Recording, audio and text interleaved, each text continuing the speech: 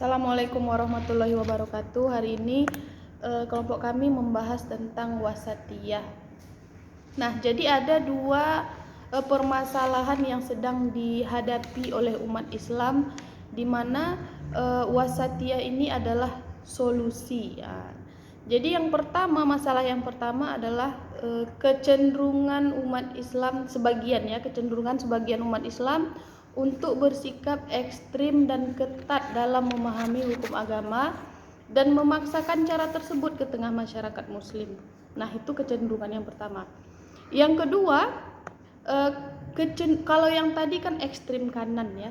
Yang kedua namanya ekstrim kiri, kecenderungan untuk bersikap longgar dalam beragama dan tunduk pada perilaku serta pemikiran negatif yang berasal dari budaya dan peradaban lain. Nah, ini ekstrim kiri namanya. Nah, kenapa bisa terjadi dua masalah ini? Yang pertama terjadi karena memang realitas umat kita yang sedang mengalami kemunduran, sehingga kita merasa kita tuh untuk bisa bangkit lagi, untuk bisa mengembalikan kejayaan Islam, kita harus kembali kepada Al-Quran dan As-Sunnah, mengikuti jalan para salafus soleh. Nah, ketika dalam upaya untuk kembali itulah ketika kita mengambil sumber dari Al-Quran dan Sunnah, kemudian teks keagamaan, karya-karya ulama klasik, tapi dengan pemahamannya tekstual. Nah, dan kita tuh mengabaikan konteks kesejarahan. Kenapa sih ayat ini turun? Kenapa sih ada hadis larangan untuk begini misalnya? Nah, itu diabaikan. Nah, yang ditafsirkan hanya ayat itu saja, hadis itu saja, dan mengabaikan asbabun nuzul atau konteks kesejarahannya kenapa itu terjadi. Nah, yang kedua, kenapa terjadi? Yang kedua, kenapa bisa longgar? Karena menganggap Islam itu agama yang harus toleran, sehingga terlalu toleran, ikut-ikut dengan ajaran agama lain. Nah, kedua masalah inilah yang membuat kita harus kembali mengingat karakter agama Islam sendiri atau karakter umat Islam sendiri yang disebut sebagai Al-Quran, yang disebut Al-Quran sebagai ummatan wasatan atau umat pertengahan, moderat, adil, terbaik.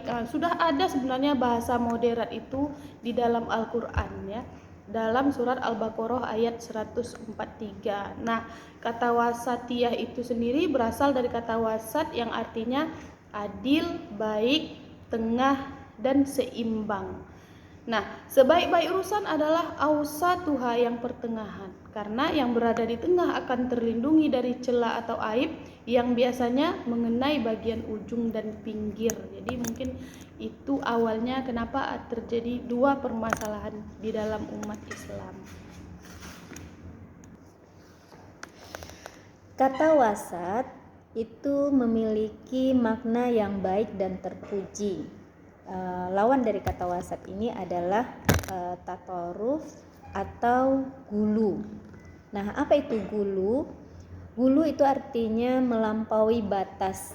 Dalam Al-Quran surat An-Nisa ayat 171 Allah berfirman, "Janganlah kamu melampaui batas dalam agamamu." Dan Rasulullah SAW bersabda, "Jauhkanlah diri kalian dari gulu atau berlebih-lebihan dalam agama, karena sesungguhnya sikap gulu ini telah membinasakan orang-orang beriman sebelum kalian." Salah satu penyebab seseorang menjadi kufur adalah sikap gulu dalam beragama, baik kepada orang yang soleh atau dianggap wali, sehingga mereka meminta doa, padahal ini adalah perbuatan syirik akbar. Gulu dalam beragama ditandai dengan beberapa sikap.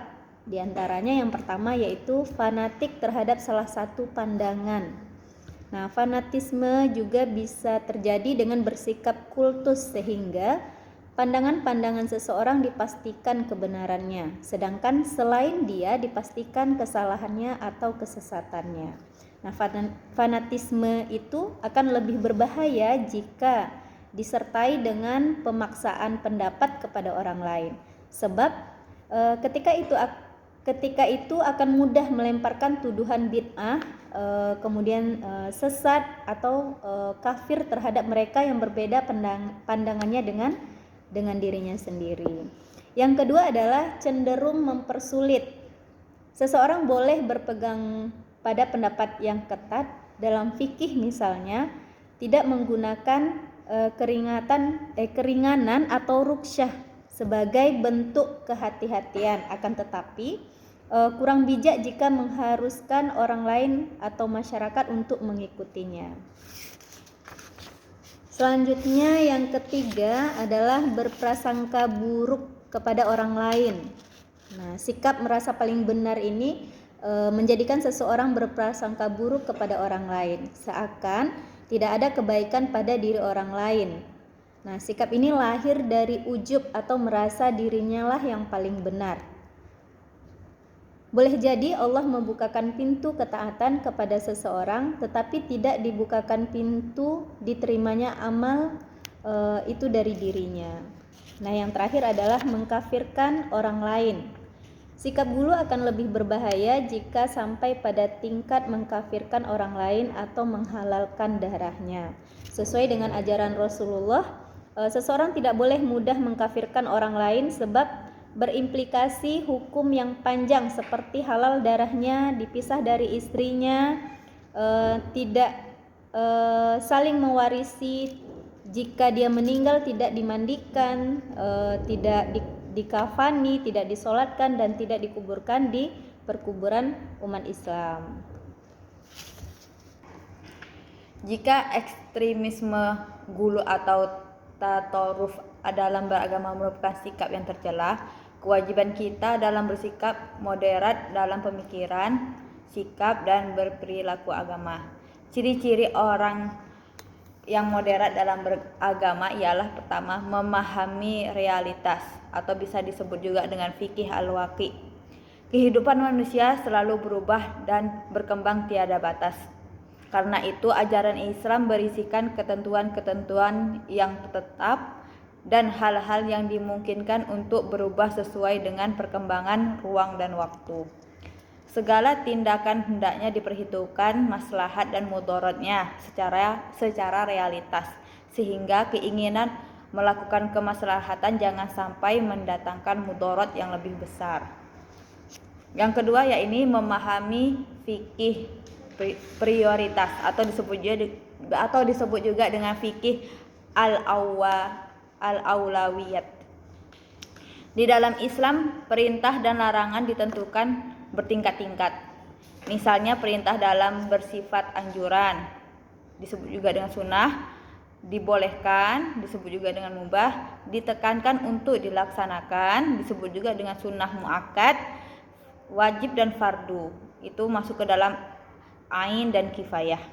Sedangkan larangan yang bersifat dibenci bila dilakukan ialah makruh, dan ada yang sama sekali tidak boleh dilakukan yaitu haram. Demikian pula ada ajaran Islam yang bersifat usul dan ada pula yang bersifat furu'. Jadi kita sebagai umat manusia harus bisa, terutama umat Islam harus bisa memahami mana yang lebih prioritas, mana yang tidak mendatangkan mudarat, atau ada yang mudarat tapi jangan sampai karena kita ingin menghilangkan mudaratnya itu sehingga datang lagi mudarat yang lebih besar. Yang ketiga yaitu memahami sunatullah dalam penciptaan. Sunatullah yang dimaksud adalah penahapan dalam segala ketentuan hukum alam dan agama. Contohnya seperti Allah menciptakan langit dan bumi itu kan ada 6 tahapan. Padahal Allah bisa saja menciptakan dengan sekejap mata dengan kata kun fayakun bisa, tetapi Allah ingin menciptakan dengan tahapan untuk mengajarkan kepada manusia bahwa hidup itu ada tahapan-tahapannya.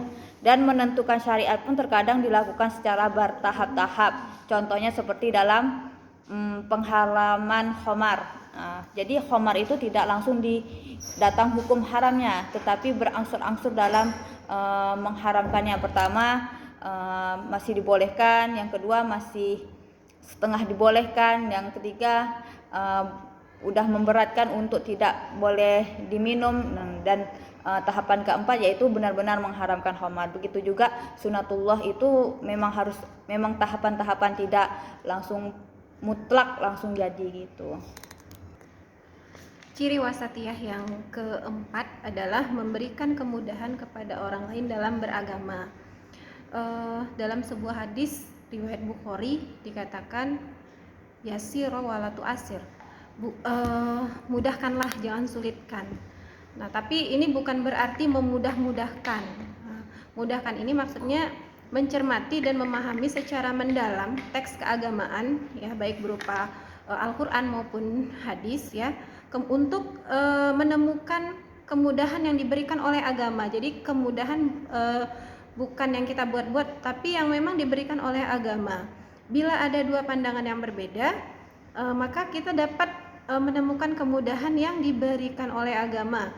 Sebagaimana Rasulullah ketika dihadapkan pada dua pilihan, maka Rasulullah akan memilih yang memudahkannya selama bukan dalam hal dosa, seperti itu.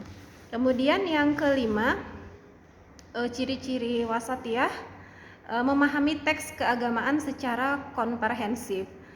Ayat-ayat Al-Quran, begitu pula hadis-hadis Nabi, ini harus dipahami secara utuh.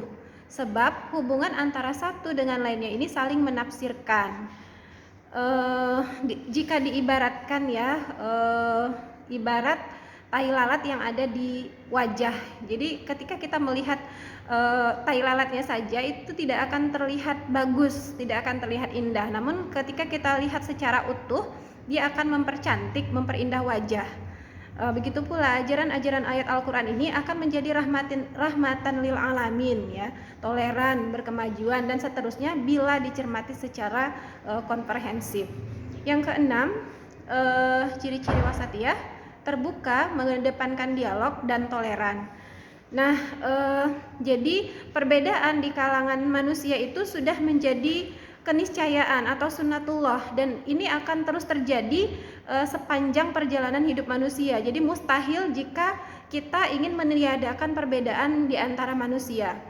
Nah, dalam hal ini penyikapannya adalah tidak memaksakan pandangan kita, ya, ketika berbeda pandangan, ya, ketika berdakwah kita tidak memaksakan pandangan kita baik dalam satu agama maupun dengan penganut agama lain, ya, yang tidak sejalan dengan kita, gitu, seperti itu. Dan kita harus memiliki semangat menghargai perbedaan yang ada, tentu saja dengan tuntunan Al-Quran. Nah, jadi tadi sudah disebutkan ciri-ciri wulu dan tataruf, kemudian ciri-ciri wasatiyah, ya. Jadi harapannya kita tidak terjerumus kepada yang pertama, yaitu gulu ataupun tataruf yang terlalu berlebih-lebihan atau cenderung memudah-mudahkan, namun kita berada di yang kedua, yaitu umat pertengahan, seperti itu. Allahu a'lam bishawab. Itu hasil diskusi kelompok 8 kelompok kami. Assalamualaikum warahmatullahi wabarakatuh.